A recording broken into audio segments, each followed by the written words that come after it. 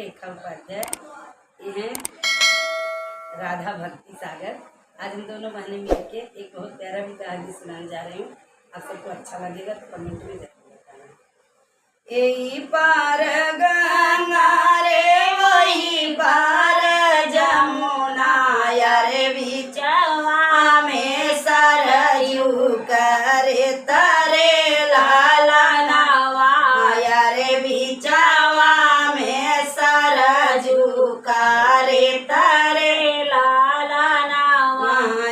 खड़ा होई बिसुला ले समाधि कावन रामा, समाधि कावन रामा। कैसे विधि उतरब पार रे लाला नामा, रे कैसे विधि उतरब पार रे लाला नामा। रे खड़ा होई बिसुला ले समाधि कावन रामा, समाधि कावन रामा। कैसे विधि उतरब पार रे लाला नामा, रे कैसे विधि उतरब पार रे लाला नामा। अरे तनी वचन सुने समाधि कावन रामा, समाधि कावन रामा। धाई के वट लगे जाई रे लाला नामा, रे धाई के वट लगे जाई रे लाला नामा। रे हाली हाली नैया लियाऊ मोरे केवटा, लियाऊ मोरे केवटा। रे समाधि उतरिया वहीं पार रे लाला नामा, रे समाधि उतरिया वहीं पार रे लाला नामा। रे सोनावा का जलिया बिछाऊ मालवा, बिछाऊ मालवा। रे आई आई सकल बरात रे लाला नामा, रे आई आई सकल बरात रे लाला नामा। रे खेई खेई के वटारे परवा लगावैया, रे परवा लगावैया। रे केवटा जे मांगै बकसी सरे लाला नामा, रे केवटा जे मांगै बकसी सरे लाला नामा।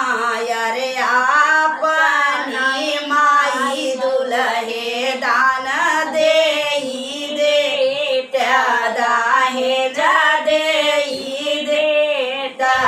रे केवटा मांगला बकसी सरे लाला नामा, रे केवटा मांगला बकसी सरे लाला नामा। रे आपनी फुआ दुल्हे दान कई दे, हो दान कई दे।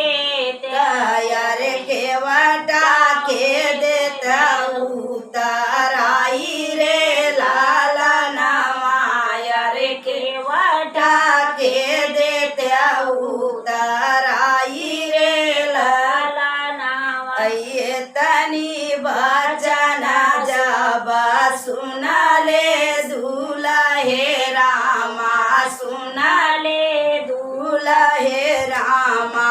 नयना ललिता होई जाई रे लाला नामा, रे नयना ललिता होई जाई रे लाला नामा।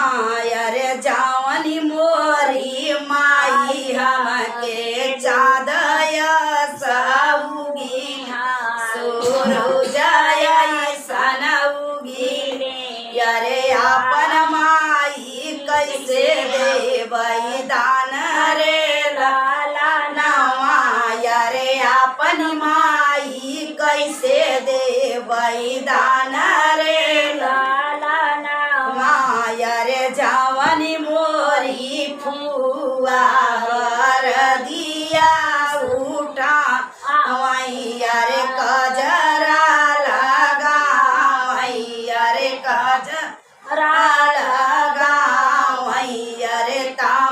फुआ कैसे देवई दाना रे लाला नावा यारे तावन फुआ कैसे देवई दाना रे लाला नावा यारे ये तनी बाजन सुने बाबा हो कावन रामा बाबा हो कावन रामा सुन बेटा यार हमार रे लाला नामा यारे सुन बेटा यार हमार रे लाला नामा यारे जवान डाहे ज बेटा ससुर तोरा देही यारे ससुर तोरा देही यारे केवटा के देवई बकसी सारे लाला